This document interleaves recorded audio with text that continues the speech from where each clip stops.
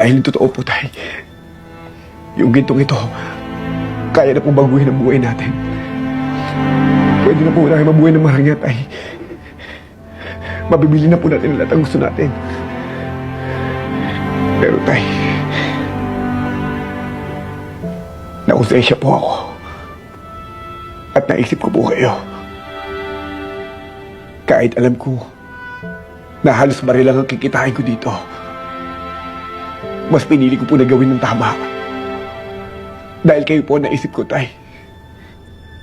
Nagawa mo yun?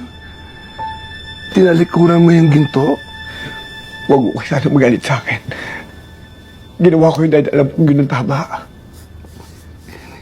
Hindi ako galit. Masayang masaya ako sa rinig ko. Masayang masaya ako.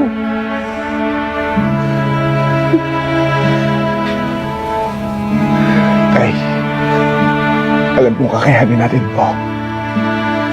Alam kong kahit anong pagdaanin natin, kahit ano pang pagsubok ang dumating sa buhay natin, alam kong malalampasan natin ang lahat ng to, Tay.